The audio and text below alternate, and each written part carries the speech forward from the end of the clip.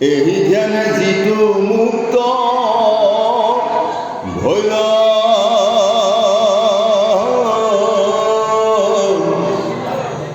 দেহা কোনে দেখে আৰ কিবা বাসে কিবা নাই কিবা বাসনতে বহি ৰৈল যেন মধ্যে মাতোৱাল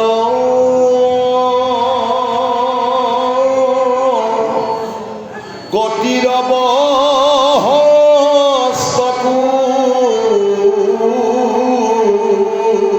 সিটো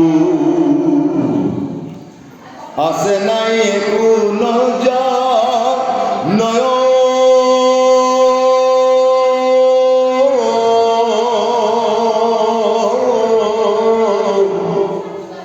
যাবে পূৰ্ব কৰ্ম থাকে তাৱে প্রাণ ইন্দি সমে দেহা পুনু নাখনুহি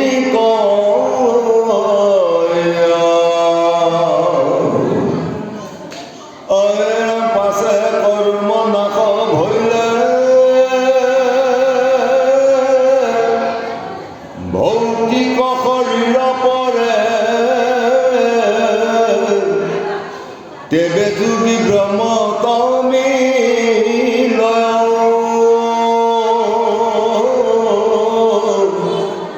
এরাই সংসার দুখ লভে ব্রহ্মানন্দ সুখ যেন জলে জলে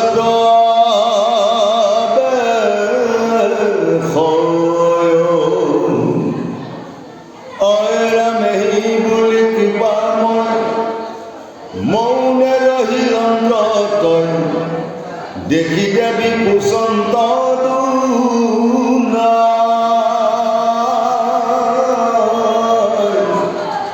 আবে বাপ ভক্তি যুগ বিস্তাৰি কহি মুক যেন মতে বুঝু অভিপ্ৰায়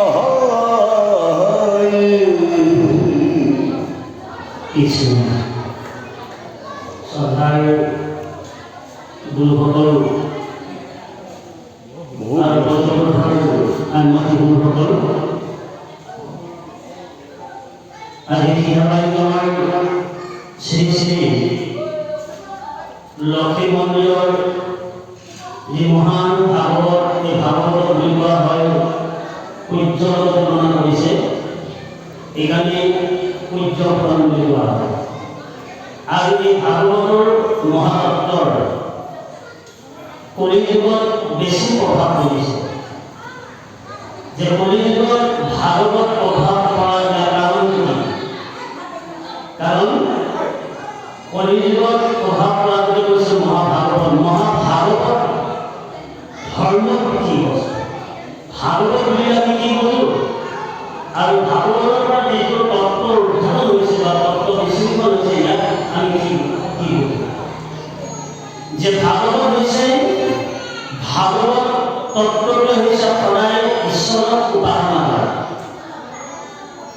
আৰু ঈশ্বৰক সদায় হৃদয় আত্মাত জপ কৰা আৰু ভাগৱতৰ ধৰ্ম হৈছে সদায় জ্যেষ্ঠজনক সন্মান কৰা ভাগৱত হৈছে সদায় নিৰ্মলীজনক সহায় কৰা ভাগৱতৰ ধৰ্ম হৈছে সদায় বিপদৰ পৰা মানুহজনক উদ্ধাৰ কৰা আৰু ভাগৱত ধৰ্ম হৈছে এই পৃথিৱীত অকল ভাৰত বা অসম বুলি নহয় যে এই পৃথিৱীত যে প্ৰত্যেক চাৰিমুখী জীৱক বিষ্ণুৰ ৰূপ দৰ্শন কৰিব পাৰিছে তাক ভাগৱত বুলি কোৱা হৈছে গতিকে আমি সকলোৱে ভাগৱত বুলি ক'লে আমি সকলোৱে জানো কিন্তু ভাগৱতৰ তাৎপৰ্য কথা আমি নাজানো ভাগৱতৰ তাৎপৰ্য বা ভাগৱতৰ ধৰ্ম হৈছে চাৰিমুখী জীৱক বিষ্ণুৰ ৰূপ দৰ্শন কৰা সবাতো হিকাতলৈ আছো হৰি সবাতো দেখিবা তুমি বিষ্ণু বুদ্ধি কৰি এই বিষ্ণু বুদ্ধি ভাৱ বা ভাৱটো আহিবৰ কাৰণে বা আনিবৰ কাৰণে এই কলিযুগত সেইটো দাপৰ যুগত ব্যাসদেৱে নাৰদৰ ওপৰত ব্যাসদেৱে যিটো দাপৰ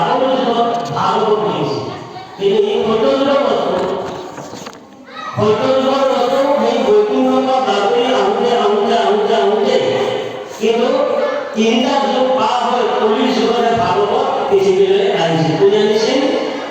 দুটা ভাগৱত আহিছে। এক আনিছিলে মহাজ্ঞানী, যাৰ উত্তৰা পুত্ৰ অভিমন্যু উত্তৰা গৰ্ভত যি জন্ম লৈছিল পৰীক্ষিত। পৰীক্ষিতে যেতিয়া ইমান সুন্দৰকৈ এক শক্তি লগা বুলি ক'লে গোটেই পৃথিৱী বুজায়। গতিকে এক শক্তি বুলি ক'লে গোটেই পৃথিৱী বুজায় যে এজন পৃথিৱীৰ যদি ৰজা হ'ব লগা হ'লে তে ৰজাটো কিমান ধৈৰ্য ক্ষমা দয়া ত্যাগ পাঁচটা গুণ লাগিব। সেই ৰজাটো ধৈৰ্য কবিয়াতে ধৈৰ্য বহুত বিমংগল বা আহত আহিব পাৰে, ধৈৰ্য ধৰিব লাগিব। তাৰপিছত ধৈৰ্য গুণ হৈছে ক্ষমা ভাৱ আহিব লাগে, আগলৈ ধৰিব লাগে। তাৰপিছত ক্ষমাই হয় ত্যাগ গুণ আহিব লাগে। ধৈৰ্য ক্ষমা দয়া আহিব লাগে। যে দয়াটো হৈছে সকলো জীৱ এক দেখা, সকলো প্ৰাণী এক দেখা, ভিন্ন ভাবিব লাগে। কাৰণ আপোনালোকৰ জীৱনটো এটাই, কিন্তু ৰংটো বেলেগ। গৰুটো চাৰিঠেঙীয়া হয়, গৰুটো চাৰিঠেঙীয়া আমি, কিন্তু তাক আমি গৰু বুলি কোৱা হয়। কিন্তু চাৰিখন ঠেঙেৰে যদি জন্ম লোৱা যায় তাক গৰু, কিন্তু যদি আমি আত্মতত্ত্বৰ সৈতে মিলাই চাওঁ তেওঁ জীৱ গৰু সমভাৱ। তাৰপিছত আহিছে কি ত্যাগ, যে এজন ভাগৱতী ধৰ্ম বা ভকত হ'ব লগা হ'লে বহু কথাই তেওঁ ত্যাগ কৰিব পাৰিব লাগিব। যদি ত্যাগৰ গুণটো যদি হৃদয়ত যদি নাথাকে তেতিয়াহ'লে কি আহিব? অপমানিত হ'ব লাগিব আৰু বদনাম আহিব। অপমানো হ'ব আৰু বদনাম হ'ব। যে এই কথাখিনিয়ে ভক্তি বিভাগ সুন্দৰভাৱে কদম্ব ঋষি পত্নী দেৱহূতি তেওঁৰ গৰ্ভত স্থিতি লৈছে এজন সুন্দৰ সন্তান। এই সন্তানটো হৈছে ভক্তি সন্তান, যাক ঈশ্বৰ বুলি কোৱা হয়। কপিল দেৱ বুলি কৈছে যে কপিল দেৱ নামৰে এজন সন্তান জন্ম হৈছে, ইয়াক ঈশ্বৰ বুলি কোৱা হয়। যে এই দেৱহূতিয়ে ইমান এজন ঈশ্বৰ তুল্য বা ঈশ্বৰক তেওঁ গৰ্ভত ৰাখি পৃথিৱীত আবিৰ্ভাৱ কৰিব পৰা শক্তি দেৱহূতিয়ে ক'ত পালে? এটা সন্তান জন্ম কৰিবৰ কাৰণে দেৱহূতিয়ে ক'ত পালে? এই মন্ত্ৰটো ক'ত পালে? নিশ্চয় এটা মন্ত্ৰ থাকিব লাগিব, নিশ্চয় এটা গুণ থাকিব লাগিব।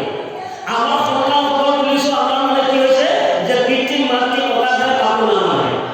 কিন্তু যিটো দেৱহূতিৰ গৰ্ভত সন্তান জন্ম হৈছে, কিন্তু বিপদ কৰি থকা মায়াকক কিন্তু উদ্ধাৰ কৰা যত্ন কৰিছে। তেতিয়া এই সন্তানটো এইকাৰণে কৈছে যে উঠি অহা নৱপ্ৰজন্মলৈ এই কথাটো মই আনিছোঁ আৰু বোৱাৰী জীয়াই এই কথাটো আনিছোঁ। গতিকে এটা সৰু সন্তান জন্ম কৰিব লগা হ'লে সেই বোৱাৰীগৰাকীয়ে সদায় ভক্তি আশ্ৰয় ল'ব লাগিব। সমধৰ্ম নকওঁ, কিন্তু ভক্তি আশ্ৰয় ল'ব লাগিব। ভক্তিটো কি? যে তেওঁ নিজৰ পিতৃ মাতৃৰ পৰা যেতিয়া এজন মনোৰম বা উপযুক্ত স্বামীৰ হাতত বা স্বামীৰ লগত সংগ কৰাৰ পিছত তেওঁ এনেকুৱা এটা স্থানলৈ যাব লাগিব যে তেওঁ ঈশ্বৰৰ বাদে আনক দ্বিতীয়তে চিন্তা কৰিব নোৱাৰে। যে হে প্ৰভু, মই পিতৃ মাতৃ ঘৰৰ পৰা আহি মই এগৰাকী মই বোৱাৰী হৈছোঁ, কিন্তু বোৱাৰীৰ মৰ্যাদা ৰক্ষা কৰিবৰ কাৰণে, শৌশাৰ মৰ্যাদা ৰক্ষা কৰিবৰ কাৰণে, স্বামীৰ মৰ্যাদা ৰক্ষা কৰিবৰ কাৰণে মোক এনেকুৱা এটা সন্তান দিয়ক যিটো সন্তানে নেকি দিগ্বিজয় কৰিব পাৰে। দিগ্বিজয় কৰিব পাৰে, যিটো সন্তানে নেকি দিগ্বিজয় কৰিব পাৰে। সেই সন্তানটো জন্ম কৰিবলৈ যাওঁতে কিন্তু ঈশ্বৰ সুধিব লাগিব। আজি কদম্ব ঋষি পত্নী দেৱহূতিয়ে এটা সন্তান জন্ম কৰিবলৈ যাওঁতে 100 বছৰ তপ কৰিছিল। 100 বছৰ তপ কৰিছিল, হয়নে? 100 বছৰ তপ কৰাৰ পিছতে এটা সৰু সন্তান আছে, যি সন্তানটোৱে নেকি মাতৃক বুজাবলৈ বিচাৰে। তেতিয়া ক'লে, মা এই ধ্যানে যিটো মুক্ত ভূঞা যে মা তুমি তোমাৰ জীৱনটো যদি তুমি এটা সঠিক দিশলৈ যদি নিবলৈ বিচাৰিছা, তাৰমানে বৈকুণ্ঠলৈ যদি নিবলৈ বিচাৰিছা, তেতিয়াহ'লে তুমি সদায় পূৰ্ণ ব্ৰহ্ম, যি অভয় ব্ৰহ্ম, যাৰ ওচৰ চাবলৈ জীৱৰ ভয় নাই। গতিকে অভয় ব্ৰহ্মক তুমি সদায় উপাসনা কৰা। কেনেকৈ উপাসনা কৰিব লাগে? ধ্যানৰ দ্বাৰা। আজি কি হৈছে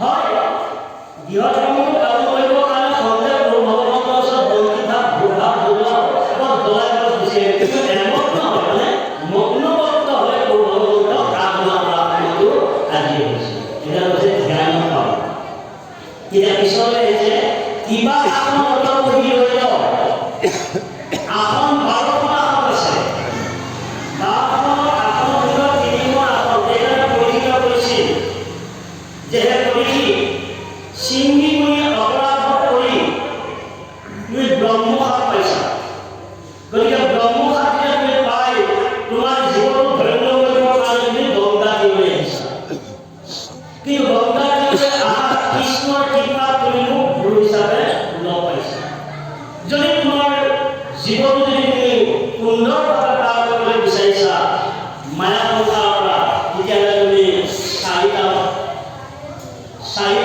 পালন কৰিব লাগে যেতিয়া মই ভাগৱত আৰম্ভ ল'ম আৰু যেতিয়া মই তোমাক ভাগৱতৰ তত্ত্ব কথা ক'ম তুমি যিখন আসনত বহিবা ভাগৱত শেষ নোহোৱালৈকে কিন্তু তুমি আসনত উঠি যাব নোৱাৰিবা ইয়াত নহয় কিবা পক্ষী বহা মানে কিবা পক্ষী ধ্যান কৰিব হয় গতিকে ভাগৱত শেষ নোহোৱালৈকে তুমি আসনত উঠি যাব নোৱাৰিবা দ্বিতীয়টো হৈছে যদি তোমাৰ ভোক লাগে ভোক লাগিলে তেতিয়াহ'লে তুমি এক গংগা পানী খাব পাৰিবা তাৰমানে এচামুচ পানীয়ে খাব পাৰিবা কিন্তু দ্বিতীয় পানী তুমি খাব নোৱাৰিবা কিন্তু নাইবা ভাবিছে অলপ বুজি নাপালে মোক ক'ব দেই যদি প্ৰতীক ধৰিব পাৰে যদি আপোনালোকৰ যদি অলপ বুজি পোৱাটো যদি অসুবিধা হয় সেইটো মোক ক'ব কাৰণ মই ইয়াৰ পৰা আপোনালোকে বুজি পাইছিলে যে মই ধৰিব নোৱাৰিম নহয় গতিকে এক গংগা পানী খাব লাগিব আৰু তৃতীয়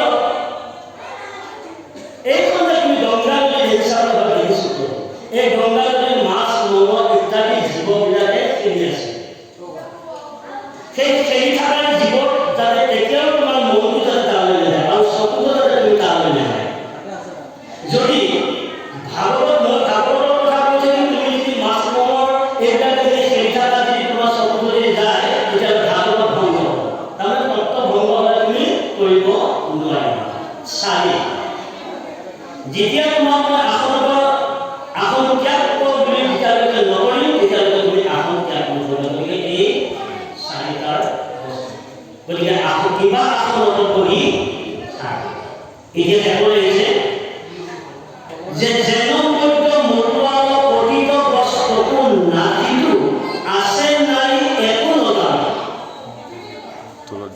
যেন মধ্যে মানে মতুৱা নিজৰ শৰীৰত বস্ত্ৰ আছে নে নাই তাকো নেজানে যি মতুৱা মানুহজনে নিচাকৰ যুক্ত বা নিচাকৰ দ্বাৰা তেওঁ শৰীৰত বস্ত্ৰ আছে নে নাই কিন্তু তেওঁ নেজানে তদ্ৰূপ ইয়াত এটা আমাৰ উপমা দিছে যে ভাগৱতৰ স্থানলৈ আহিলে ভগৱন্তৰ নাম উপাসনা কৰিবলৈ আহিলে যেনেকৈ আমাৰ শৰীৰৰ ওপৰত কোনো বিশ্বাস কৰিব নালাগে কেৱল গছৰ মূৰৰ দৰে থাকি প্ৰভু ভগৱন্তকহে উপাসনা কৰিব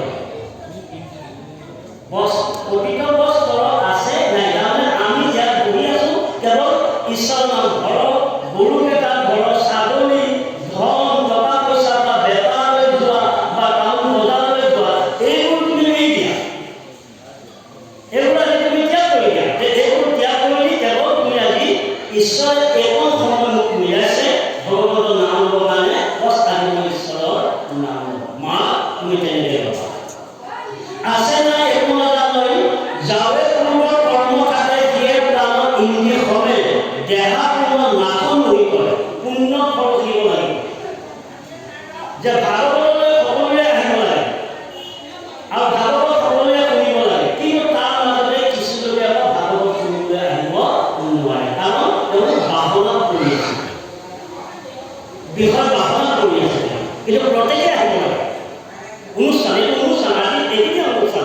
দুদিনীয়া অনুষ্ঠান ইয়াৰ পৰা আমি বছৰদিন ধৰি নাপাম কিন্তু কি হৈছে সেইদিনাখনে তেওঁলোকক বেছিকৈ ভেজালটো লাগিয়ে গৈছে কিন্তু ভগৱানে তেওঁ ইয়ালৈ অহা নাই তাৰমানে পূৰ্বৰ সংস্কাৰ যাৰ আছে পূৰ্বৰ সংস্কাৰ দেখি কাণৰ পাতে কৃষ্ণৰ গতিকে পূৰ্বৰ সংস্কাৰ যদি আমি এতিয়া ভাগৱত শুনিছোঁ বা ভাগৱত আমি আহিছোঁ শুনি আছোঁ শ্ৰৱণ কৰিছোঁ এইটো আমি এই ফলটো এতিয়া নাপাওঁ এই ফলটো সেই স্থিত নহয় তাৰমানে পৰজন্মলৈহে আমি উৎপাদন কৰি আছোঁ পূৰ্বৰ জন্মৰ ফলটো আমি ভোগ কৰিছোঁ ভোগ কৰি এতিয়া আমি পৰজন্মলৈকে আমি শান্তিপূৰ্ণ আমি এতিয়া আমি উৎপাদন কৰি আছোঁ যেনেকৈ আমি খেতি কৰি যেনেকৈ ঘৰৰ ধানখন জমা ৰাখোঁ তদ্ৰুপ আমি ভক্তি কৰি আমি সেই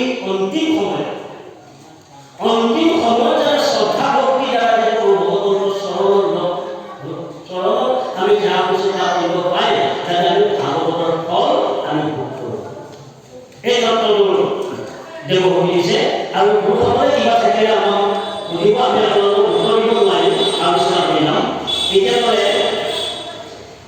যে পাছে কৰ্ম নাশ কৰিলে ভৌতিক শৰীৰ কৰে পাছে কৰ্ম অকৰ্ম বিকৰ্ম কৰ্ম তিনিটা কৰিছে সাত্বিক ৰাজসিক তামসিক আজি যিকোনো মাৰ্গলৈ আমি আহিলোঁ মাৰ্গলৈ আহি ঈশ্বৰক আমি দেহ মন প্ৰাণ চিত চাৰিটা বস্তু আমি দেহ মন প্ৰাণ চিত চাৰিটা বস্তু দি আমি গুৰুৰ ওচৰত শৰণাপন্ন কৰিছোঁ শৰণাপন্ন আমি কৰ্ণপথৰে ভাগৱত কথা শুনি এই যি অভ্যন্তৰত যিমানবোৰ বেয়া বস্তু আছিল যিমানবোৰ বেয়া ভাৱনা আছিল এই বেয়া কূটনীতি বেয়া ভাৱনা হিংসা নিন্দা খং প্ৰবঞ্চনা এইবোৰ আমি ত্যাগ কৰিবৰ কাৰণে আমি কি কৰিছোঁ আজি ভগৱতৰ মাজত ল'ব লাগে আমি ভাৱনা কথা কৈছোঁ ভিতৰত থকা বেয়া বস্তু মানে কি হয় শ্ৰৱণ কৰিলে ই আহে আৰু আগলৈ গ'লেহে মা তুমি কি হ'বা এতিয়া তুমি এজন পুণ্যৱান হ'ব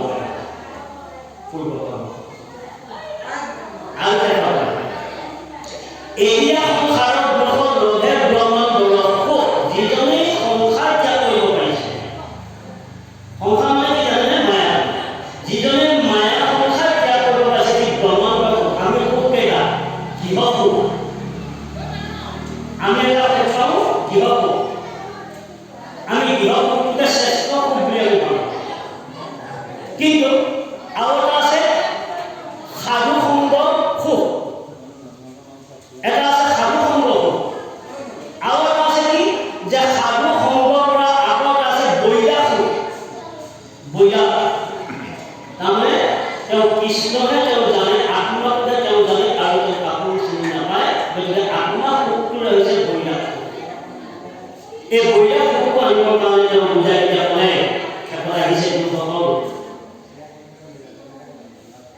আবেগক ভক্তি দিব নিষ্ঠাৰী হৈও লোক তেজৰ মতে বুজু গভীৰ পায় ভক্তি হ'ল একাশ্বিক ভক্তি একাশ্বিক ভক্তিৰ ভিতৰত মাত্ৰ এটাই গুণ ভক্তি আছে সেই ভক্তিটো হৈছে একদম নিৰ্গুণ বাকীকেইটা সগুণ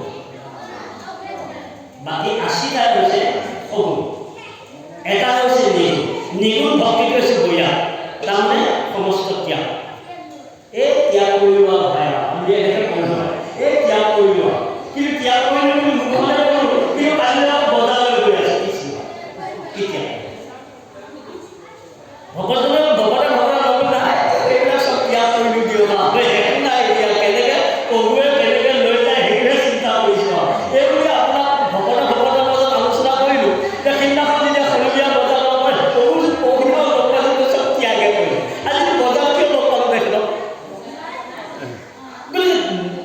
মানে কৰ্মই ত্যাগ আৰু মুখৰে ত্যাগৰ মানে পাৰ্থক্য আছে বুজিছেনে পাৰ্থক্য আছে গতিকে মা মুখৰে ত্যাগ কৰিলে নহ'ব কৰ্মটো ত্যাগ হ'ব লাগে কৰ্মটাই ত্যাগ হ'ব লাগে তেতিয়াহে নহ'লে নহ'ব গতিকে সেইকাৰণে আমাৰ ক্ষেত্ৰত ত্যাগ কৰিব লাগে কি ত্যাগ দেহ ত্যাগ নহয় কৰ্ম ত্যাগ নহয় কৰ্মও কৰিব লাগে কাৰণ গতিকে আমি খাই থকা এটা জীৱ সত্যত আছিলে হাড়ি মজাত জীৱ,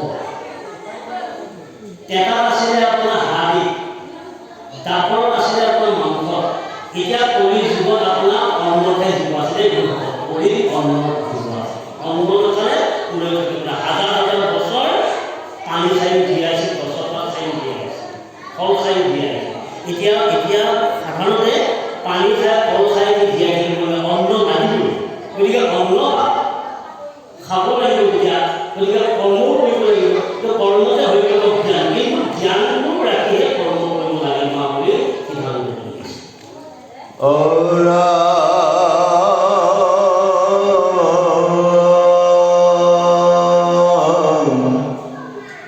আৰু জীৱ সমস্তৰ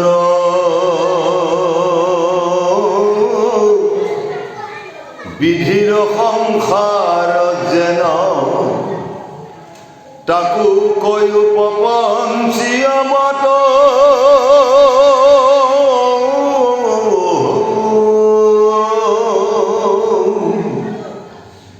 যাহাক জানিলে লোক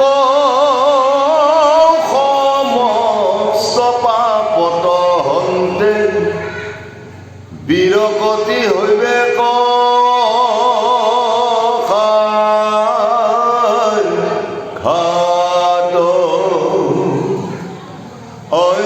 জাত হনতে হুইয়া ভয় লোকে পুণ্য আচৰণ হেন কাল ঈশ্বৰৰ গতি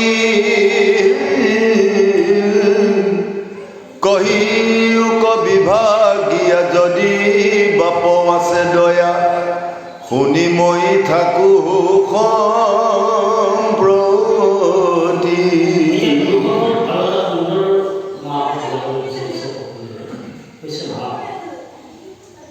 জীৱ বুলি কওঁতে কিবা এটাই, কিন্তু কৰ্ম বাসনাৰ কাষত পৰি কিন্তু জীৱৰে কোনো জীৱই বহুত কষ্ট ভোগ কৰি আছে, আৰু কোনো জীৱই লালাচ ভুগি আছে, আৰু কোনো জীৱৰে মহাসহজ। কোনো জীৱৰ কষ্ট, তেওঁ কষ্ট কোনটো? জন্মৰ পৰা তেওঁ ৰোগী হৈ আহিছে, জন্ম সূত্ৰটোৱে তেওঁ পংগু হৈ আহিছে। কিন্তু বাকীবিলাক চব হাত ভৰি, বাকী জীৱবিলাক ভালে আছে। কিন্তু তাৰ মাজতে আৰু এটা এনেকুৱা জীৱৰ জন্ম হৈছে, কিন্তু তেওঁৰ গৰ্ভতেই তেওঁ কিন্তু পংগু হৈ আহিছে। এইটো তেওঁ পূৰ্বৰ জীৱ তেনেকেই জাননা হৈছে। আৰু কোনোবাজনে মাছ বাটতে, তাৰমানে আগবয়স বুলিয়ে নোৱাৰে, মাছ বাটতেও কোনোবাজনে পংগু হৈ মৃত্যুৰ সময়লৈকে তেওঁ জাননা। আৰু তাই কোনোবাজনে জন্মৰ পৰা সুস্থ আৰু মৃত্যু কাললৈকে তেওঁ সুস্থভাৱে আছে, কোনো শৰীৰটোত কোনো বেমাৰ আজাৰ বিঘিনি কেতিয়াও তেওঁ পোৱা নাই। জীৱবিলাক তেনেকৈও উভতি গৈ আছে। এটা কথা মই এইটো ভাগ্য বুলি কয়। কোনোবা এটা কুকুৰে চোৱা পাতনিয়ে ভাত বিচাৰি দিছে, কিন্তু কোনোবা এটা কুকুৰে আকৌ পাংখা তলতহে শিকি আছে। তাই কুকুৰ এটাই, যাৰ কুকুৰ এটাই, কিন্তু সিয়ে কোনোবা কুকুৰে চোৱা পাতনিয়ে ভাত বিচাৰি দিছে, কাৰোবাক লাঠি চৰ টাঙন খাই দিছে। তাৰে কোনোবাই আপোনাৰ কি কৈছে, মাছ মাংস খাই আপোনাৰ পাংখা তলত কি শুই আছে। পূৰ্ব কৰ্মটো জীৱনটো ইমান কিন্তু তাৰ পৰা এটা কথা, কিন্তু সেই বুলি যে কুকুৰটোক পুহিম বুলি পেলাই যে তেওঁ ভক্তি হৈছে নহয়। কুকুৰটো কিন্তু পূৰ্বজন্মৰ এটা তেওঁ পাবলগীয়া এটা আছিল, তেওঁ গতিকে জীৱবোৰ তেনেকুৱা হৈছে। আৰু এটা কথা মা তাকো কোনো তপঞ্চী আমাৰ, সেই কথাখিনি মই তপঞ্চী তোমাক কওঁ শুনাচোন।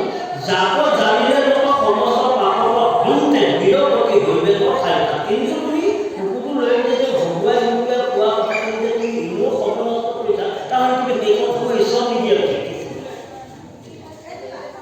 কৃষ্ণ আমি অকণমান বঢ়িয়া বুজিবৰ কাৰণে এতিয়া আমাৰ পুৰুষসকলে যে গৰ্ভটো পংগু হৈ আহে, মাছ বাটতো পংগু হয়, আৰু আমাৰ এটা জীৱনতে বিভিন্ন আমি ঘাট প্ৰতিঘাতৰ মাজেদি আমি জীৱন কটাবলগীয়া হয়। ইয়াৰ পিছত ধন্য ধন্য কলিকাল ধন্য প্ৰণভাৱ ধন্য ধন্য ভাৰতবৰ্ষ। ভাৰতবৰ্ষত নৰতনু লাভ কৰিবৰ কাৰণে দেৱসকলেও বাঞ্ছা কৰে। এনে আমাৰ ধন্য নৰতনুটো বহুত পুণ্য ফলেৰেহে মানুহৰ জন্ম বুলি কৈছে, নৰতনু বুলি কৈছে। যদি আমি বহুত পুণ্য ফলেৰে যদি এই নৰতনুটো লাভ কৰিছোঁ, তেতিয়াহ'লেতো আমাৰ কিয় আহোঁতেই গৰ্ভতে পংগু হৈ আহিব লাগে, আৰু কিয়নো আমি মাছ ধোৱাতে এইবিলাক বহুত খাই কিনে যান্ত্ৰণা ভোগ কৰিব লাগে? অকণমান কৃপা কৰক কৃষ্ণ। সুন্দৰকৈ পদ এটা লিখিছে।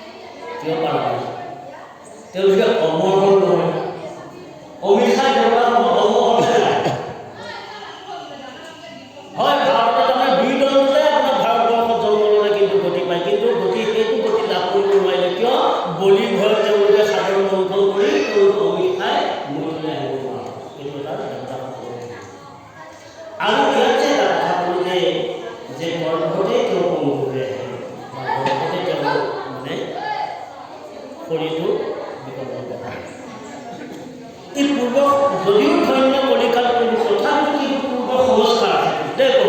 এবাৰ মন কৰে পূৰ্ব সংস্কাৰ, সেই পূৰ্ব সংস্কাৰপন্থী কলিযুগত জন্ম লৈ সেই সংস্কাৰপন্থী কাটিও যিয়ে কলিযুগত ভক্তি কৰিব পাৰিব সেইজনহে পুণ্যৱান বুলি কৈছে কৃষ্ণ। পংগু হওক, তেওঁ জন্মসূত্ৰে পূৰ্ব জন্মসূত্ৰে কিন্তু তেওঁ পংগু হওক, কিন্তু ভক্তিটো পংগু হোৱা নাই, ভক্তিটো আছে। গতিকে আমি পূৰ্বজন্মৰ যিটো ফল আমি ভোগ কৰিলোঁ, সেই ফলটো আমি এবাৰ পূৰ্ণ ভাৰতবৰ্ষ হ'লেও কিন্তু আমি সেই পংগু হৈ জন্ম ল'ব লাগিব। কিন্তু পংগু হৈ জন্ম লৈও যদি সি ভকতি নেয়, তেতিয়াহে কৈছে তাক পুণ্যৱান কৃষ্ণ, তেতিয়াহে পুণ্য। কাৰণ মানুহজন কিন্তু ভাই অন্ধ হ'ব পাৰে, কিন্তু জ্ঞান বলে নোৱাৰে। মানুহজন কিন্তু পংগু হ'ব পাৰে, কিন্তু সকলো কাম কিন্তু তেওঁ উৎসাহ কিন্তু তেওঁৰে কামখিনি হয়। কিন্তু আমি পূৰ্বফলটো আমি ভোগ কৰিব লাগিব প্ৰভু। সেইকাৰণে পূৰ্ব সংস্কাৰ আৰু যি মাতৃগৰাকীয়ে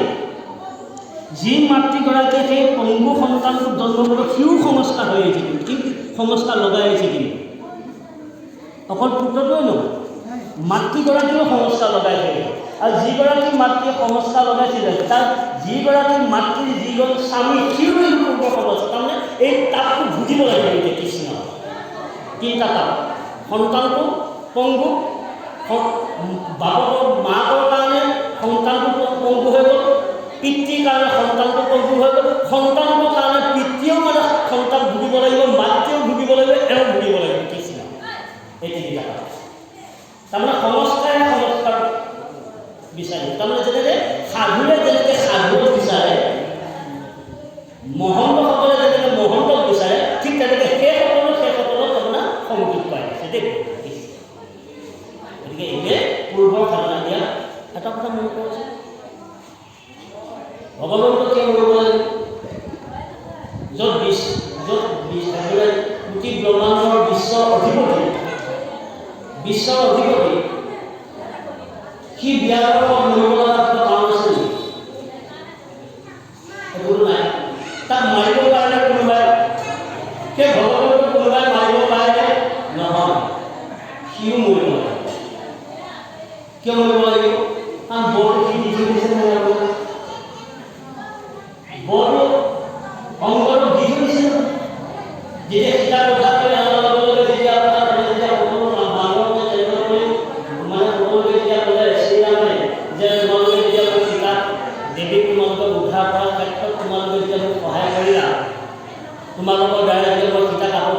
আৰু হেৰুৱাই যোৱা গৰাকী। গতিকে তোমালোকৰ মই সকলোকে এটা খবৰ দিবলৈ বিচাৰিছোঁ, তোমালোকে এটা সকলোকে খবৰ দি তেওঁ অংগতে ক'লে বোলে যে অংগত দিয়াচোন তুমি কি বৰ লাগে বোলে প্ৰভু মোক আৰু অন্য বৰ নালাগে, কিন্তু মোক এটাই বৰ দি দিবলৈ মন আছে বোলে মোক পিতৃ বৌলিক মই যাতে মোৰ হাতত যাতে তেওঁ মৃত্যু হয়। কথা আছে পূৰ্ব সংস্কাৰ গতিকে সংস্কাৰটো লগাই লৈ আহিছে যেতিয়া সংস্কাৰ হ'ব হৈছেনে প্ৰভু এই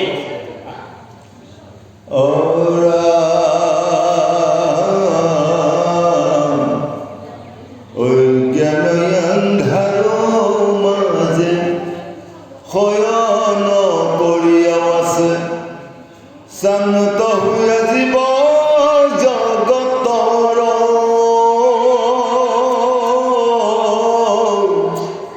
তাসম্বাক কৰি দয়া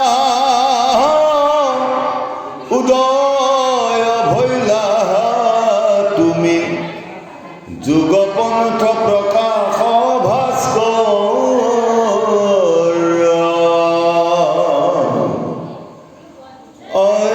ৰামেকে জানিলো মই ইবাৰ সমস্তে লোক উদ্ধাৰ কৰিয়া কৃপা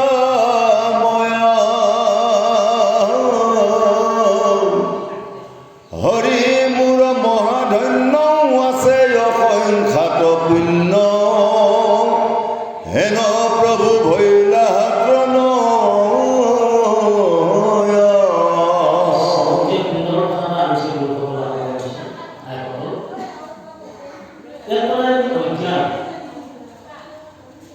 এতিয়া অজ্ঞানক এন্ধাৰৰ মাজত শয়ন কৰিয়া আছে শান্ত হৈয়া জীৱ জগত।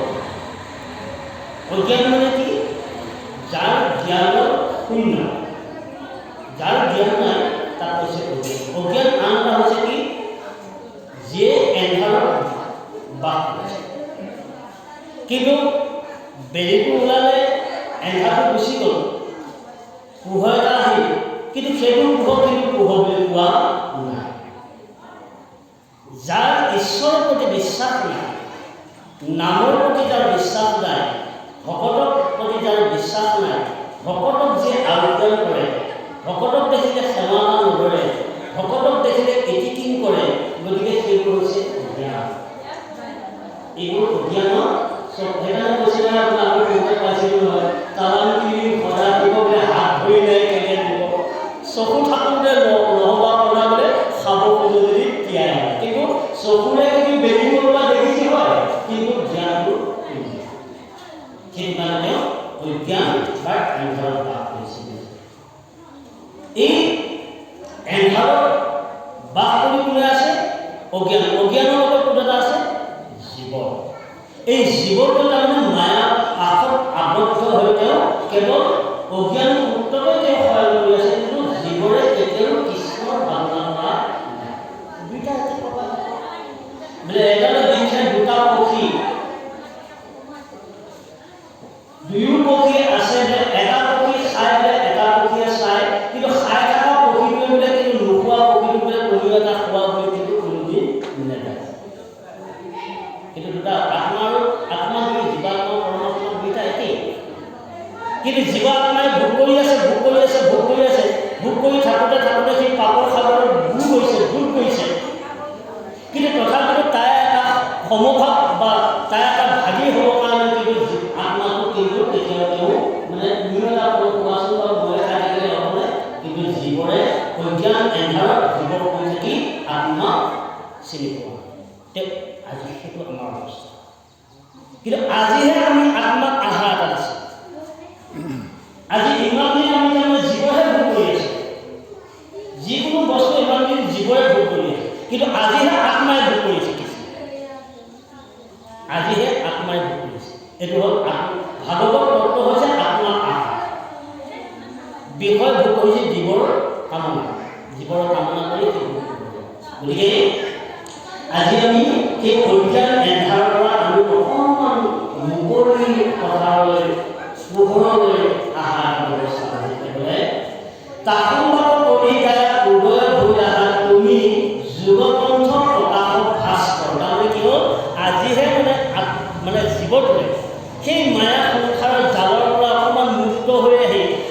আত্মাৰ কথা চিন্তা কৰোঁতে তেওঁ এটা পোহৰ চাপ এটা কৰিছে, জীৱনটো এটা পোহৰ চাপ এটা কৰিছে, মানে এতিয়া বোলে যেন ভাস্কৰ দৰে, মানে সূৰ্য। গতিকে আমাৰ কি কৈছে, জ্ঞান হৈছে সূৰ্য, জ্ঞান হৈছে পোহৰ। যে ভক্তি মাৰ্গৰ দ্বাৰা যদি আমি কৰ্ণপুত্ৰে হৃদয় উদয় কৰি যদি হৃদয়ত যদি বন্তি সূৰ্য পুৰাণ নাম ধৰ্মৰ যদি বন্তি যদি হৃদয়ত জ্বলাই দিব পাৰোঁ, তেতিয়া কৈছে তেওঁ অকণমান পোহৰ এটা পাব, কিন্তু ভাল পোহৰ, অকণমান পোহৰ চাহিদা এটা কৰিব। তেতিয়া কৈছে উদয় হৈলা হৰি নাম মহাধন্য আছে প্ৰশংসাত শূন্য, কৈছে হেন প্ৰভু হৈলা নহয়। হৰি নাম সংসাৰত কৰি আছে ভগৱন্তৰ 108 নাম। এতিয়া ভগৱন্তৰ 108 নামেৰে সংসাৰখনত কিন্তু হৰি নাম হৈ আছে। এতিয়া হৰি বুলি ক'লে আমি কি বুজোঁ, যে ভগৱান শব্দটো হৈছে মহাশক্তি। ভগৱন্তৰ নাম ল'লে শক্তি দিয়ে, কৃষ্ণ নাম ল'লে প্ৰেম সৃষ্টি হয়। হৰি শব্দটো হৈছে কি, আমি যদিও অজানিতে হওক বা জানিতে হওক, যদিও আমি কিবা এটা যদি কাম কৰি আহিছোঁ, কৰ্ম কৰি আহিছোঁ, সেই কৰ্মটোত যদি কিবা এটা যদি আপোনাৰ দুখ সৃষ্টি হৈছে, দুখ উৎপত্তি হৈছে, কিন্তু হৰিনাম লোৱাৰ লগে লগে সেইখিনি সমস্ত তেওঁ মানে লাভ কৰিব। কাৰণ কলিত হৰিনামে চাপ, হৰিয়ে হৰণ কৰি আছে। গতিকে সেইকাৰণে যিকোনো কৰ্মৰ ক্ষেত্ৰতো যদি আমি শাসনে কৰ্ম কৰি যোৱাৰ পিছত যদি মুখে যদি কীৰ্তন কৰা হয়, তেতিয়া কৈছে হৰি মল দিব পৰা হয়। গম পাইছে আপোনালোকো আমি গতিকে আপোনালোকৰ সেইটোৱে যে এডাল ৰাতিপুৱা শুই উঠি বাহনটা ঘৰতে চোতালত নানা ধৰণৰ চকুৰে মৰিব নোৱাৰা কিছুমান দুখ পিলোৱা আছে, সূক্ষ্ম সূক্ষ্ম, যিটো আমি চশমাৰেও আমি তাক ঢুকি নাপাওঁ। যে চশমাৰে আমি ঢুকি নোপোৱা এটা ক্ষুদ্ৰ ক্ষুদ্ৰ সূক্ষ্ম দুখবিলাক বাহনীয়াগতটো মৃত্যু হৈছে। যদি বাহনীয়াগত যদি মৃত্যু হৈছে, তেতিয়া আমি অন্য তাৰ কথা চিন্তা কৰি যদি আমি বাহনীয়াগত ধৰি যদি আমি সেই চকুখন খালি পাওঁ, তাত যদি কৃষ্ণ নাম যদি তাত প্ৰকাশ নহয়, কৃষ্ণ নাম যদি হৃদয় ভিতৰত নহয়, তেতিয়াহ'লে হয়তো ঘৰত কৰ্ম কৰিলেও কিন্তু তাত পাপ সৃষ্টি হয়। এইকাৰণে ভাগৱতত কৈ দিছে যে যিকোনো হাতে কৰা কাম মুখে লোৱা নাম, কিন্তু কৰ্ম বহুত আছে। সেইবিলাক এটা জীৱ মাৰি মেলি নাম লৈ থকা আপুনি কোৱা নাই, কিন্তু কৰ্ম ভাল আছে বাৰু। গতিকে গাখীৰে থাকোঁতে আপোনালোকে যিখিনি গাই গৰুৰ পৰা যিকণ গাখীৰ খীৰাই অনা হয়, সেইকণ গাখীৰ কোনে খাব? নিজৰ ঘৰ ল'ৰা ছোৱালীয়ে খাব, নিজৰ স্বামীয়ে খাব, অথচ স্বামীৰ লগতে নিজেও খাব। কিয় খাম গাখীৰ? জ্ঞান হ'ব, তেজ বৃদ্ধি হ'ব, শক্তি হ'ব। সেইকাৰণে গাখীৰ খাব লাগে, মখীবোৰ খাব লাগে, কুঁহিয়া খাব লাগে। সেই গাখীৰখিনি আপুনি খীৰাই আনি তাত যদি নানান ধৰণৰ যদি বকলি বকি বকি সেই গাখীৰখন যদি আপুনি খীৰাই আনে, যে খীৰাই আনি যদি সেই স্কুলীয়া ল'ৰা ছোৱালী যদি মানে স্মৃতি শক্তিটো বাঢ়ি যাবলৈ আপুনি যিমানে গাখীৰ নোখোৱা, সেই গাই পেটৰ পৰা টানি আনি কিন্তু সেই গাখীৰখনে কিন্তু তাত বয়স নষ্ট হৈ যায়। কিয় নষ্ট কৰিব জানে? তাত কিন্তু ঈশ্বৰৰ নাম প্ৰৱেশ হোৱা নাই। ঈশ্বৰৰ নাম প্ৰৱেশ হোৱা, তাত মনমোহনী সোমাই আছে, তাত আধুনিক বাক্য সোমাইছে নহয়। যে আধুনিক বাক্য যেতিয়া সোমাইছে, আধুনিক যেতিয়া আহা হ'ব, সেই আধুনিকলৈ গুচি যাব। কথাটো গম পাইছে আপোনালোক? আৰু ঠিক তেনেধৰণে প্ৰসাদ বনাব, আমি চিৰাখিনি ক'বলৈ বিচাৰিছোঁ ভাত বনাওঁ। ভাত বনাওঁতে আমি ঈশ্বৰৰ চিন্তা কৰি আপুনি প্ৰসাদ মুঠা বনাওঁ, সেই প্ৰসাদ মুঠা আপোনাৰ শহুৰে খাব, শাহুৱে খাব, নিজৰ স্বামীয়ে খাব, ল'ৰা ছোৱালীয়ে খাব। সেই আহাৰখিনি গাই শক্তি আহিব, সেই আহাৰখিনি খাই জ্ঞান হ'ব, জ্ঞান ওলাই ঘৰটো শান্তি আহিব। গতিকে এই আহাৰ লগত ঠিক হয়। যদি আহাৰখিনিয়ে যদি বেয়া হৈ যায়, আহাৰখিনিয়ে যদি বিষাক্ত হয়, আহাৰখিনি যদি ৰাজসিক হয়, তেতিয়াহ'লে আপোনাৰ কি হয়? সেই আহাৰখিনি দ্বাৰাই ঘৰখনৰ দুৰ্গন্ধ মাতি আহে। ল'ৰা ছোৱালীবিলাকে আপুনি হ'ব, নিজৰ স্বামীয়ে আপুনি হ'ব, শহু শাহুৱে আপুনি হ'ব। এই বুঢ়াইকে ভাত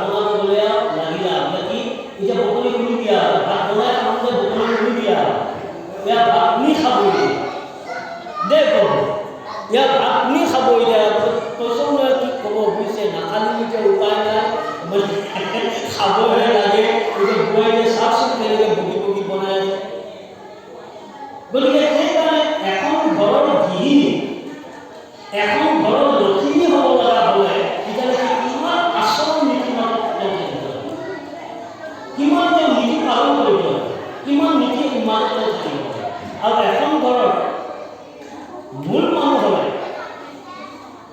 সেই ঘৰখনৰ মূল মানুহজন হ'লে সি কিমান কথা সহন হ'ব লাগে কিমান কথা সহ্য কৰিব লাগে আৰু কিমান কথা তেওঁ শুনিলেও মানে কাম কলা কৰি দিব লাগিব তেতিয়াহে এখন ঘৰ শান্তি কৰিব গতিকে অন্নটো আমাৰ ভেজাল আছে মানে খোৱা খাদ্য অন্নটোৱে খাদ্যটো আমাৰ ভেজাল আছে এই ভেজালটো মানে হৰি গুণ মহাধন্য আছে পুণ্য হেন বহু বিলাস গতিকে বহুত পুণ্য পূৰ্বজন্মত বহুত পুণ্য ফলতে মই আজি এটা সৎ সন্তান মই জন্ম কৰিব মানে জন্ম কৰিব পূৰ্বজন্ম গতিকে এইকাৰণে ভাগৱতত লিখিছে দেৱহূতিয়ে এবছৰ কাল মানে সুকৈলাম ব্ৰত পালন কৰিছে দেৱহূতিয়ে এবছৰ কাল সুকৈলাম ব্ৰত পালন কৰিহে তেওঁ কি কৰিলে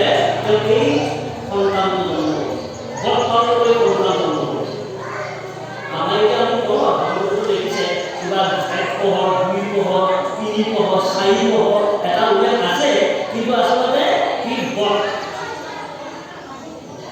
পালন কৰিছে সুকৈলাম ব্ৰত পালন কৰাৰ কাৰণে আজি বহু পুণ্য ফলত আজি ব্ৰত পালন কৰা ধৰিলে এটা ঈশ্বৰ দুৰ্লভৰ সন্তান দেখিছোঁ তুমি মোক কৃপা কৰিছে বা কিবা থাকিলে আহিব আহিব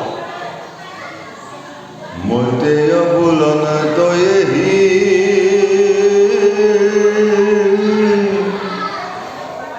মাতৃৰ সুন্দৰ বাণী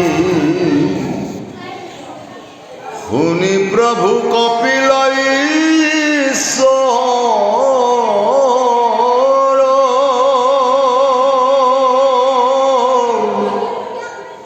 কৃপায়ে পীড়িত হৈয়া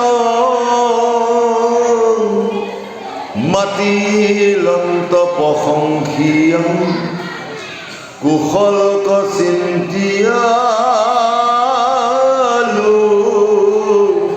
কৰ ভগৱন্ত নিগদতি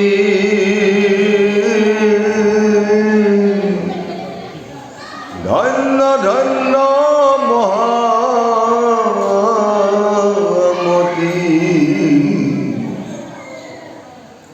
মনুৰ নন্দিনী মূৰ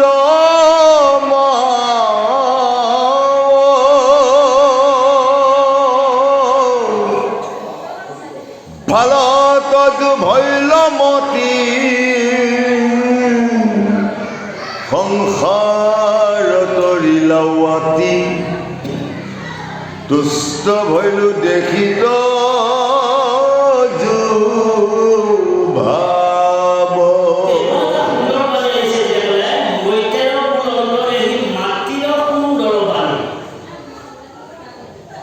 এজন ভকতৰ বাণীবিলাক কিমান শুদ্ধ হ'ব লাগিব বা কিমান মানে মৰমীয়াল হ'ব লাগিব শুদ্ধ নহয় মানে মৰমীয়াল হ'ব লাগিব আৰু এজন গৃহৰক্ষী গৃহ আই এগৰাকী গৃহ আই কিমান মৰমৰ ভাষাটো মানে ভাষা প্ৰকাশ কৰিব লাগিব যেনে সৰপৰা মানে ফেট তুলি মানে গা সৰু সৰুকৈ আছে সৰপৰা ফেট তুলি মানে খুব মাল মালকৈ আছে কিন্তু মন্ত্ৰ যেতিয়া পাঠ কৰিলে তে মন্ত্ৰ শুনি সৰ্প এক উন্নয়ন এই লক্ষণটো প্ৰকৃতি আখবৰ থাকিব লাগিব এনেকুৱা তাৰ সুন্দৰ মধুৰ ভাষা যেতিয়া থাকিব যে নিজৰ পুৰুষজনৰ খঙত আহিলেও সি ঠাণ্ডা হৈ গ'ল ঘৰখনত কিবা এটা বিশৃংখলা হ'লে কৃপা কৰিব আমি খং কৰিলেও কৰিব নোৱাৰোঁ কৰ্ম কৰিলে তে ঈশ্বৰৰ ওচৰত দায়িত্ব দিয়ে ঈশ্বৰে কিবা কৰিব জন্ম কৰিছে যেতিয়া তেওঁ আকৌ পালন কৰিব এই ভাষা গতিকে এইকাৰণে কৈছে শুনি কৈছে মৰ্যাদাৰ এই মাতৃৰ সুন্দৰ বাণী শুনি প্ৰভু কপিল ঈশ্বৰ আমি প্ৰভু ভগৱন্তক উপাসনা কৰোঁতেও আমি যাতে প্ৰভু ভগৱন্তৰ মন জয় কৰোঁ কৃপাৰে লিত হৈ মাতৃদন্ত প্ৰশংসীয়া কুশলত চিন্তিলাৰ গতিকে কি কৰে এজন মানুহে দানখনক দানখনক একত্ৰিত কৰিব নোৱাৰিলেও কিন্তু এজন ভকতে কিন্তু দানখনক সংস্কাৰ কৰিব পাৰে কোনোবাই মানক কিংবা কোনোবাই নামানক দেই সকলে এগৰাকী গৃহধৰ্মিনী লক্ষ্মী আয়াসকলে এখন দানক একত্ৰিত কৰিব নোৱাৰিলে কিন্তু সংস্কাৰ কৰিব পাৰে সি গাভৰু জীৱনৰ পিতৃ মাতৃ আজ্ঞা পালন কৰি সেই গাভৰু জীৱনটো তাতেই অতিবাহিত কৰিছে তাৰ পৰা যেতিয়া এঘৰলৈ ওলাই আহিল মনোমোহন যেতিয়া এজন স্বামী তেওঁৰ চৰণত ধৰি সেৱা কৰি যেতিয়া এক আত্মা দুই আত্মা এক হৈ গ'ল তে এক হৈ যোৱাৰ পিছত এটা আত্মা পুৰুষৰ প্ৰকৃতি নিৰন্তৰ মানৱ অৱস্থাৰে আত্মালৈ কৰ্মৰ বান্ধ পুৰুষৰ প্ৰকৃতি নিৰন্তৰ মানৱ অৱস্থাৰে আত্মালৈ কৰ্মৰ বান্ধ পুৰুষ প্ৰকৃতি দুইজনৰ মাজত বন্ধ কৰিব পুৰুষৰ প্ৰকৃতি হৈ আত্মতি আগে বন্ধ হৈ যোৱা পুৰুষ প্ৰকৃতিৰ মাজত বন্ধ হৈ যাব তাৰপিছত ভক্তিলৈ ভক্তিলৈ যদি আগবাঢ়ি যায় যদি সদায় যদি বেলি বহাৰ লগত যদি ঠাণ্ডাই হওক গৰমে হওক তাৰ পৰা ভগৱানৰ নাম লৈ সেই ঠাণ্ডাত নেওচি গৰমত নেওচি যদি সদায় যদি ৰাস্তাত যদি বন্তিয়ে ভাগ ধৰে দোকানত ধৰে সদায় যদি 30টা দিনত যদি 25টা দিন যদি জ্বলে তেতিয়াহ'লে সেই ওচৰ চুবুৰীয়া মানুহে দেখিব সঁচাকৈ যে অমুকৰ ঘৰত কিন্তু গধূলি কিন্তু বন্তিয়ে ভাগ ধৰি হয় আমাৰ এইবোৰ কৰিছোঁ সেই বোৱাৰীটো দেখিবলৈ তোমাৰ নতুন উত্তৰ দিলা কিন্তু ঘৰ চাবাই নাই তথাপিতো কিন্তু ঘৰ চাবই নাই তথাপিতো কিন্তু তাতে তেওঁলোকৰ বাচ্ছা তেওঁলোকৰ দেখিছ কি কোনোবা ৰাস্তাত চাকি জ্বলাই গানখনে ভাল যেন লাগিছে পৰিৱেশ এজনী বোৱাৰী যদি ঘৰৰ পৰা যদি ওলাই যাওঁতে যদি কোনোবা ভাই সৰু থাকক দাদা সৰু থাকক কিবা থাকক সেইবোৰ প্ৰশ্ন নহয় বোৱাৰী হয় বোৱাৰী চিন হ'ল সাজপাৰ সাজপাৰ বোৱাৰী চিন গতিকে সেই বোৱাৰী যদি ঘৰৰ পৰা ওলাই যোৱা লগে লগে যদি পৰিণতি যদি মাথাত যায় যদি কিবা এটা কামত যদি গাঁওখনৰ পৰা ইটোৰ ওপৰত চকু কৰি যদি যোৱা হাত কৰিব লগা হয় কিবা এটা কাৰণত যদি মাথাত পুৰণিখন গুচি যায় সকলোৰে বোৱাৰীজনী আহিছে বুলি বাট এৰি দিব সন্মান কৰিব মইনা কৰি জানো আই কৰি জানো বোৱাৰী মৰ্যাদা গতিকে এই যদি পুৰণিখন থাকে সদায় যদি ভক্তি মাৰ্গৰ কথা যদি হৃদয়ত থাকি যদি ধৰ্ম এটা মানে ভাল পৰিৱেশ এটা আনি দিয়ে ভাল ভক্তি পৰিৱেশ এটা যদি আনে গতিকে আন হিংসা আনে দেখিবলৈ বেয়া কিন্তু ভগৱন্তৰ হিংসা নকৰিলে যে ভগৱন্তৰ হিংসা কৰিলে সমস্ত শেষ হৈ যাব কিন্তু মানুহে হিংসা কৰিলে একো কৰিব নোৱাৰে এই তত্ত্বকে দিলে যে এই আশ্ৰম ভগৱন্ত নিগৰিত ধন্য ধন্য মহামতি আজিকালি কৈছে লোকক দেখাইলা গতিকে লোকসকলক দেখুৱাই এগৰাকী বোৱাৰীয়ে গাঁওখনৰ পৰিৱেশ মানে ভক্তি পৰিৱেশটো তেওঁ দেখুৱাই আছে আনে ভাল লোক বেয়া লোক ক'বলৈ নাই কিন্তু মোৰ জন্ম সাৰ্থকতাৰ যিটো মোৰ বোৱাৰী হিচাপে যিটো নীতিগত কৰ্ম